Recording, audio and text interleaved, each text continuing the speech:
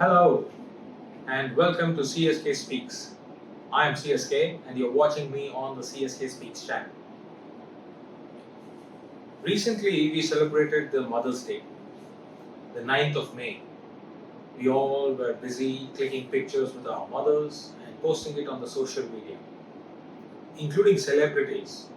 All newspapers were covered with pictures of celebrities and their mothers, the favorite dish they cooked for them, and all those nostalgic moments which we have shared with our parents. It's a wonderful thing, isn't it? We have these days which will remind us of the relationship, of the bond, and also the love and affection we shared with our mothers. So when I was also wishing people around Happy Mother's Day, on my WhatsApp, I came across one letter. This is a letter which was written by a lady in South Africa, Johannesburg. And this is a letter which has the title, Letter from a Mother. So it caught my attention because normally on Mother's Day, it's the other way. We write letters to our mothers or we send wishes to our mother and then we celebrate. But then this letter, which was actually shared, caught my attention because it was a letter from a mother. Friends, if you actually read that letter, it will not take more than 2.5 minutes.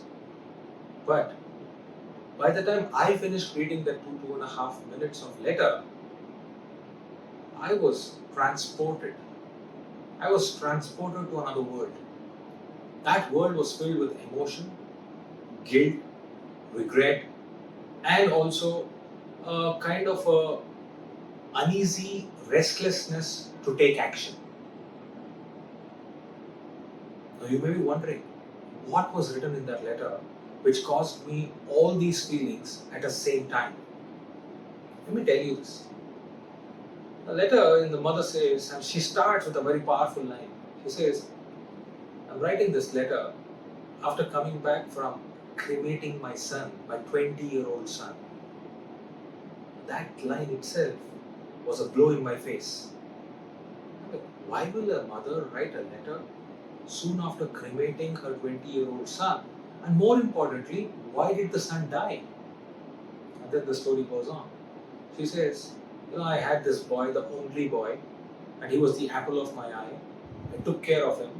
But unfortunately, he was not a very brilliant student.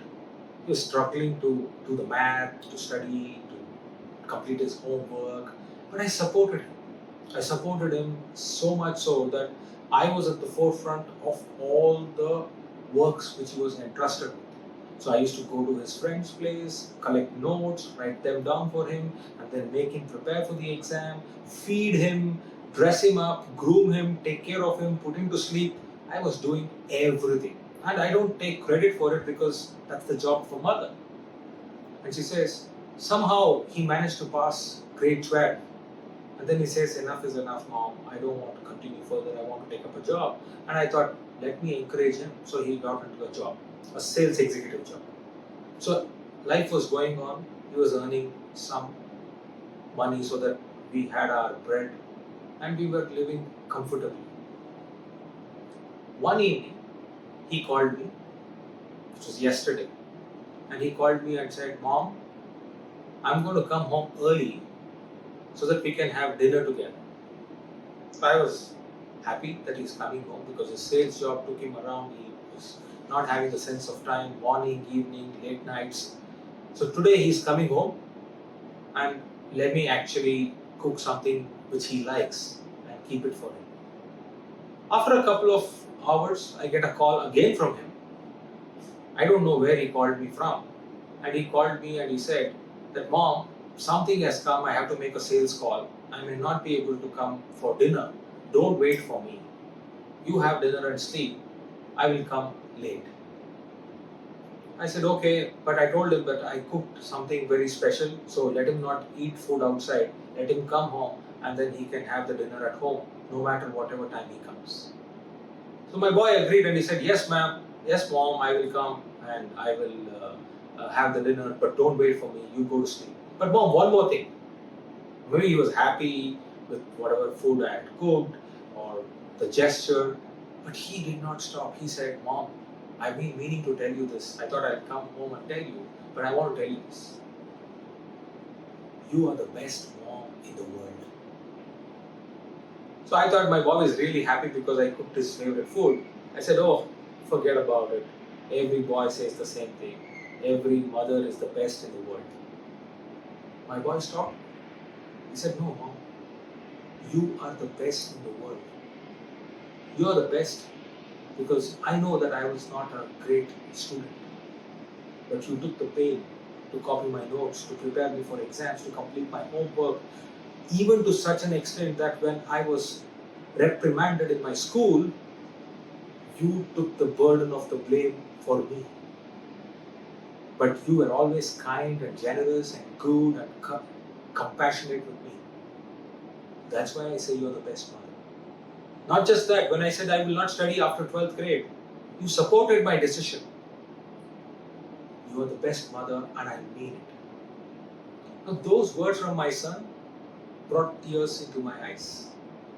I wanted to tell him that no son, you are the best son in the world.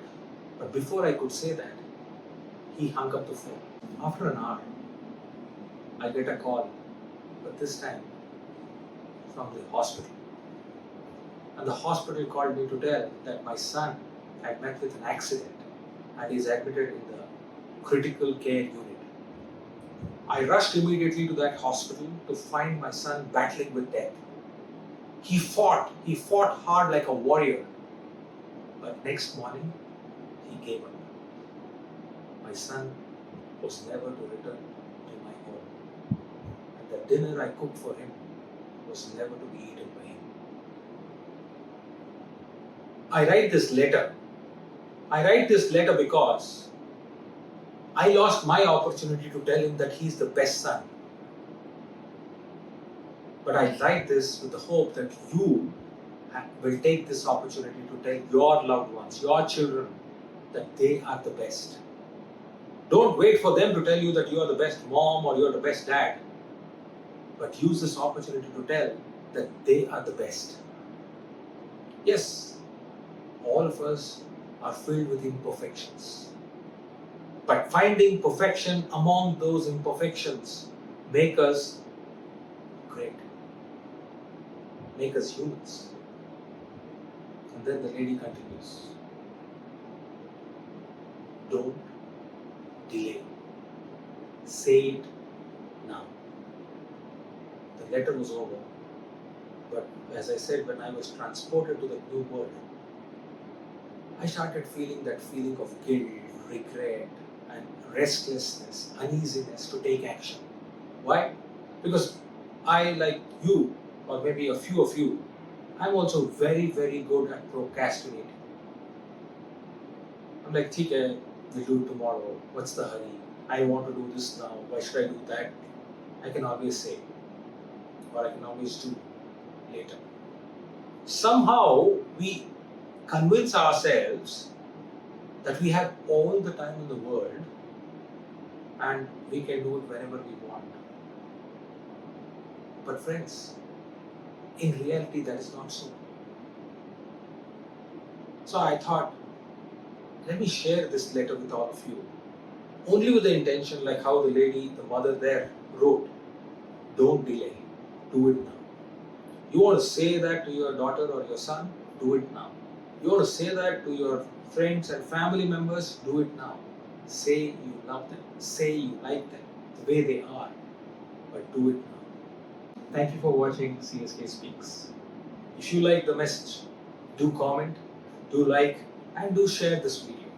Because let's spread the news of doing it now through this particular